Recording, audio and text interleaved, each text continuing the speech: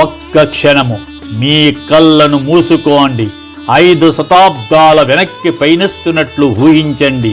తుంగభద్రా తీరము, ఉదయించే సూర్యుని బంగారు కిరణాలు, రాజవీధుల్లో గుర్రాల సకలింపులు, దూర దేశాల నుండి వచ్చిన వర్తకుల సందడి, దేవాలయ ఘంటానాదాలు, ఆకాశాన్ని తాకే గోపురాలు, అత్యద్భుత శిల్పాలతో అలంకరించబడిన మండపాలు. అది కేవలము ఒక నగరము కాదు, ప్రపంచాన్ని విస్మయపరిచిన ఒక మహా సామ్రాజ్య హృదయము. అదే విజయనగరము. నేడు కాలచక్రము ఎన్నో మార్పులకు సాక్ష్యమైంది. రాజులు మారిపోయారు, సామ్రాజ్యాలు చరిత్రల్లో కలిసిపోయాయి. కానీ ఈ నేలపై నిలిచిన ప్రతి శిల ఇప్పటికీ ఒక గాథను చెబుతోంది.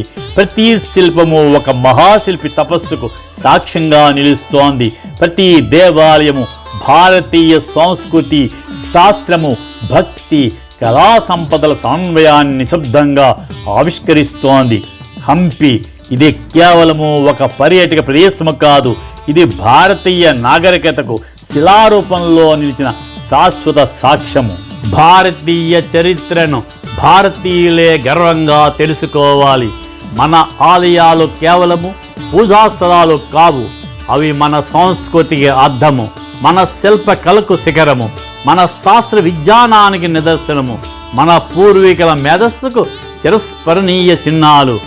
ఈ అమూల్యమైన వారసత్వాన్ని ప్రపంచానికి పరిచయం చేయాలనే మా చిన్న ప్రయత్నానికి మీరు అందిస్తున్న ప్రేమ, ఆదరణకు హృదయపూర్వక కృతజ్ఞతలు. మీ ఒక్క లైక్, మీ ఒక్క సబ్స్క్రైబు, మీరు చేసే ఒక హైపు మన చరిత్రను మనందరికో భారతీయుల వరకు తీసుకెళ్లే శక్తిగా మారవచ్చు. నేను మీ ఆర్ఎల్ఎన్ మూర్తి, మీ ఆత్మీయ సహచరుడిగా మరోసారి విజయనగర మహాసామ్రాజ్య యాత్రల్లో మీతో కలిసి అడుగులు వేస్తున్నాను. మన హంపి యాత్ర మొదటి భాగంలో విరూపాక్ష స్వామి వారి క్షేత్రమహిమను, హంపి బజార్ వైభవాన్ని, ఏకశిలానందిని, కదలేకాలు, శశివేకాలు గణపతులను, హేమకోట పర్వతాన్ని, కోదండరామాలయాన్ని, ఎంతో దారక ఆంజనేయ స్వామిని, అచ్యుతరాయ దేవాలయాన్ని కలిసి దర్శించుకున్నాము. ఇప్పుడు మన ప్రయాణం మరింత అద్భుతమైన చారిత్రాత్మక ప్రదేశాల వైపు కొనసాగుతోంది. కొండల నడుమ కొలువై అపూర్ణ శిల్ప కళా వైభవానికి మకుటాయమానంగా నిలిచిన అచ్యుతరాయ ఆలయ మహాప్రాంగణం నుంచి ముందుకు సాగుతూ గజపతులపై విజయానికి ప్రతీకగా నిర్మించబడిన చారిత్రాత్మక శ్రీకృష్ణ ఆలయాన్ని దర్శించుకుని విజయనగర మహానగర ఉదయంలోకి మరింత లోతుగా ప్రవేశించబోతున్నాము. ఈ శ్రీకృష్ణ దేవాలయము ఉదయగిరి విజయం తర్వాత శ్రీకృష్ణదేవరాయలు నిర్మించిన అద్భుత ఆలయము. ఆనాటి యుద్ధ విజయాలకు మరియు రాయల వారి భక్తికి ఒక సజీవ సాక్ష్యము. ఇది శ్రీకృష్ణునికి అంకితం చేయబడిన పవిత్ర క్షేత్రము. ఇక్కడ ఒకప్పుడు ప్రతిష్ఠించిన శ్రీకృష్ణ విగ్రహము ప్రస్తుతము చెన్నైలోని మ్యూజియంలో ఉన్నట్లు చరిత్రకారులు చెబుతారు. ఇది ఆనాటి విజయనగర వైభవానికి నిలువెత్తు నిదర్శనంగా నిలుస్తోంది. ముఖ్యంగా ఆలయ సింహద్వారపు ఇరువైపులా ఉన్న రాతి స్తంభాలపై దశావతారాలను శిల్పులు అతి అద్భుతంగా మలిచారు. ఒక్కో శిల్పము అప్పటి కళావైభవాన్ని చాటి చెప్తోంది.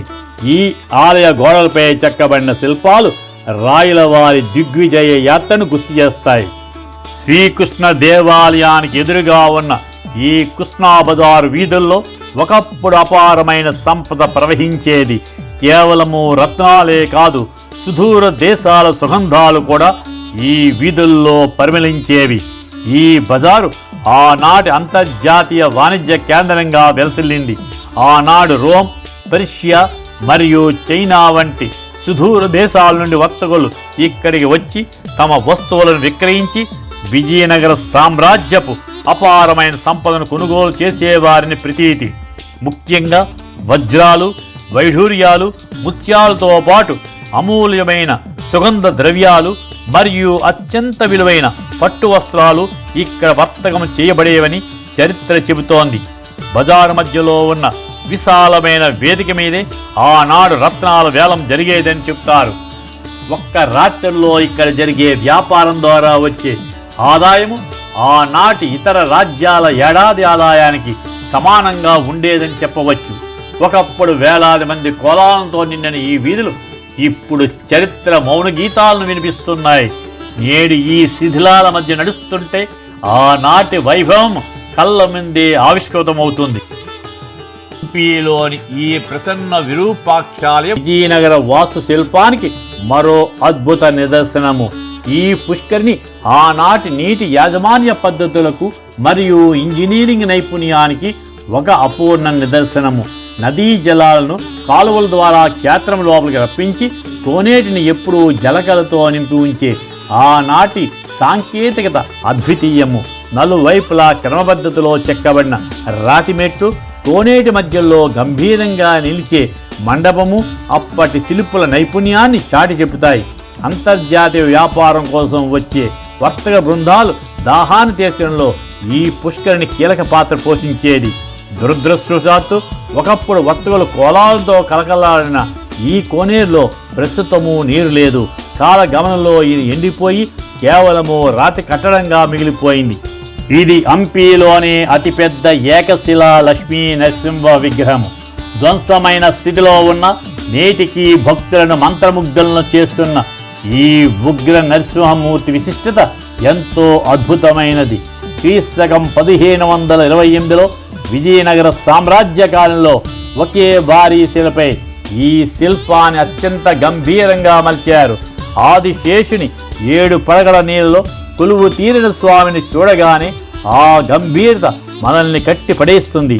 1565లో తల్లికోట యుద్ధం తర్వాత జరిగిన దాడుల్లో ఈ మహోన్నత విగ్రహం తీవ్రంగా శిథిలమైనది. ముఖ్యంగా స్వామివారి హస్తాలు పూర్తిగా ధ్వంసమయ్యాయి. మనము ఇక్కడ చూడవచ్చు. అసలు ఈ విగ్రహం లక్ష్మీ సహిత నరసింహమూర్తిగా మలచబడింది. కానీ దాడుల సమయంలో స్వామివారి తొడపై ఉన్న లక్ష్మీదేవి విగ్రహాన్ని తొలగించారు. హంపీకి ఇది ఒక ఐకానిక్ గుర్తుగా నిలిచిపోయింది. ఎన్ని విధ్వంసాలు ఎదురైనా లక్ష్మీదేవి తోడు లేకుండా ఒంటరిగా కూర్చున్న ఈ భంగిమ అనేక చారిత్రాత్మక గాథలను గుర్తు చేస్తోంది. లక్ష్మీ నరసింహస్వామి విగ్రహానికి అతి సమీపంలోనే ఉన్న ఈ భారీ బడవలింగము అనే శివలింగము సుమారు 3 మీటర్ల ఎత్తు ఉంటుంది. బడవ అంటే కన్నడంలో పేదవాడు అనే అర్థము. ఒక పేద మహిళ తన భక్తికి నిదర్శనంగా ఈ లింగాన్ని చెక్కించిందని స్థానిక గాథలు చెప్తుంటాయి. ఈ లింగం యొక్క విశిష్టత ఏమిటంటే దీని పానవట్టము ఎప్పుడూ నీటిలోనే మునిగి ఉంటుంది. మనము హంపీలో ముఖ్యంగా స్మరించుకోవలసిన, సందర్శించి దీవెనలు తీసుకోవలసిన మహాభారీ విగ్రహం ఈ ఉద్దాన వీరభద్రుడు. హంపీ నగరానికి వెళ్లే మార్గమధ్యంలో ఈ వీరభద్రస్వామి దేవాలయం మనకు దర్శనమిస్తుంది. ఈ విజయనగర రాజుల పరాక్రమానికి ప్రతీకగా ఆరాధించిన 12 అడుగుల గంభీర విగ్రహం ఇది. ఈ తేజస్సును ఒక్కసారి గమనించండి. దాదాపు 12 అడుగుల ఎత్తుతో అత్యంత గంభీరంగా కనిపించే ఈ వీరభద్రుని విగ్రహము విజయనగర సామ్రాజ్యపు సైనిక శక్తికి మరియు ఆధ్యాత్మిక విశ్వాసానికి ఒక గొప్ప చిహ్నంగా నిలిచిపోయింది. విజయనగర రాజులు వీరభద్రుని తమ కులదైవంగా ఆరాధించే వారిని యుద్ధానికి వెళ్లే ముందు సైనికులు ఈ స్వామిని ప్రార్థించిన తర్వాతే బయలుదేరేవారిని చరిత్ర చెబుతోంది.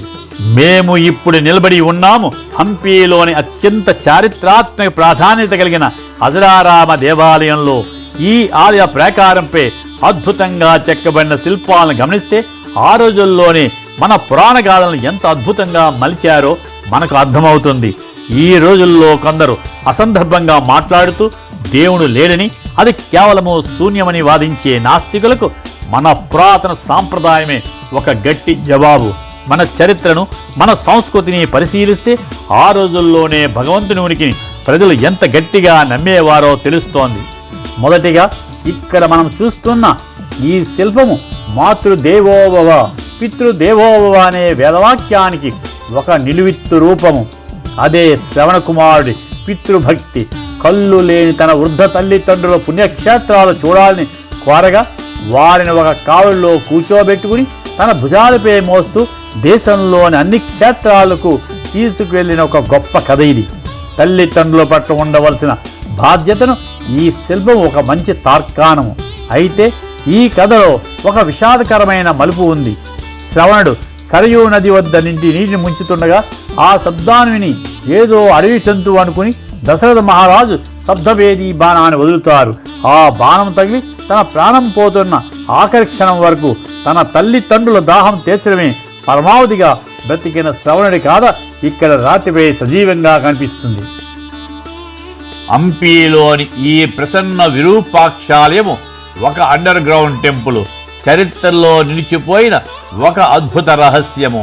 14వ శతాబ్దంలో విజయనగర సామ్రాజ్య కాలంలో నిర్మించబడిన ఈ శివాలయము ఒకప్పుడు రాజకుటుంబీకుల ప్రత్యేక పూజలకు ఉపయోగపడేదని నమ్ముతారు. దీని అత్యంత విశేషం ఏమిటంటే ఈ ఆలయము భూమట్టానికి దిగువన నిర్మించబడింది. వర్షాకాలంలో తుంగభద్రా నది నుంచి చేరే నీరు గర్భగుడిని పూర్తిగా ముంచెత్తుతుంది. ప్రస్తుతము ఇక్కడ శివలింగం కనిపించదు, కేవలము కాళీపీఠం మాత్రమే దర్శనమిస్తుంది. హంపీలోని పట్టాభిరామ దేవాలయం శ్రీరామునికి అంకితం చేయబడిన విజయనగర కాలం నాటి అద్భుతమైన ఆలయాల్లో ఒకటి. విజయనగర నిర్మాణ శైలికి ప్రతీకగా నిలిచిన ఈ ఆలయంలోని గోడలు, స్తంభాలపై చెక్కబడిన అద్భుతమైన శిల్పకళ నేటికి సందర్శకులను మంత్రముగ్ధులను చేస్తోంది. చారిత్రాత్మక ఆధారాల ప్రకారము ఈ ఆలయము అచ్యుతరాయల కాలంలో నిర్మించబడింది. ఒకప్పుడు ఆయన రాణి వరదాదేవి పేరిట వలసిన పట్టణానికి ఇదే ప్రధాన కేంద్రంగా ఉండేదని చెప్తారు. మనము ఇప్పుడు హంపీలో ఒక విచిత్రమైన నిర్మాణాన్ని చూద్దాం. అవే ఈ అక్కా చెల్లెళ్ళ రాళ్ళు. ఈ వింత శిలలు వెనుక ఉన్న అసలు కథ ఏంటో తెలుసుకోవాలంటే మనము ఈ దృశ్యాలను నిశ్చితంగా పరిశీలించవలసిందే. మనము ఇక్కడ చూడవచ్చు, 2 భారీ శిలలు ఒకదానికొకటి ఆనుకుని ఉండడం ప్రకృతి చేసిన ఒక అద్భుతంలా అనిపిస్తుంది. స్థానిక కథనాల ప్రకారము 2 అక్కా చెల్లెల మధ్య వచ్చిన గొడవ కారణంగా వారు శాపానికి గురై ఇలా శిలలుగా మారిపోయారని చెప్తారు.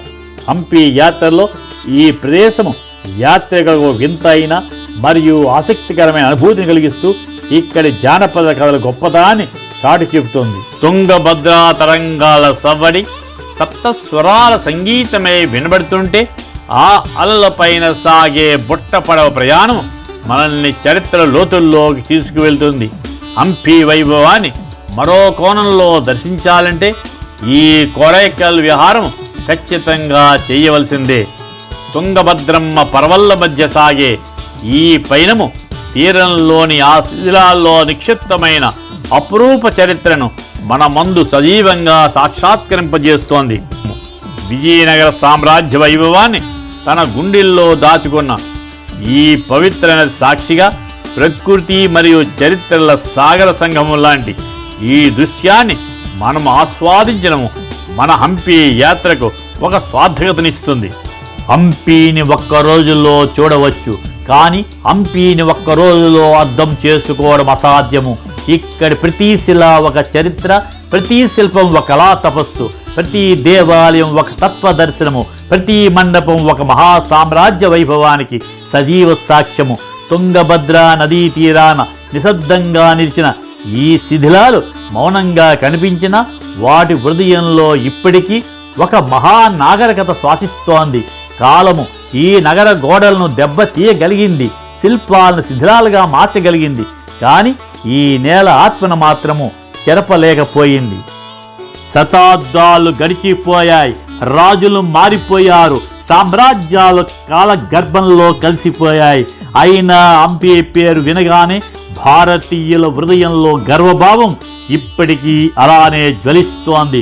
పర్షియన్ యాత్రికుడు అబ్దుర్ రజాక్ తన విజయనగర దర్శనానంతరము ఈ మహానగర సంపద, విశాలత, రాజవైభవం గురించి అత్యంత ప్రశంసనీయంగా వర్ణించాడు.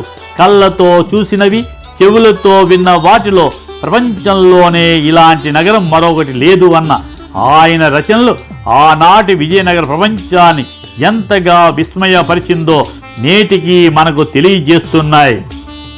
ఓ హంపీ, నీవు కేవలము శిథిలాల సమాహారము కాదు, నీవు భారతీయ శిల్పకళకు శాశ్వత సంతకము, నీవు భారతీయ సంస్కృతికి చిరస్థాయి చిహ్నము, నీవు మన పూర్వీకుల ప్రజ్ఞకు, ప్రతిభకు పరాక్రమానికి సజీవ సాక్ష్యము. మన సంస్కృతిని గౌరవిద్దాము, మన చరిత్రను భావి తరాలకు గర్వంగా అందిద్దాము, ప్రకృతిని పరిరక్షిద్దాము, భారతీయుని హృదయంలో నిలుపుకుందాము.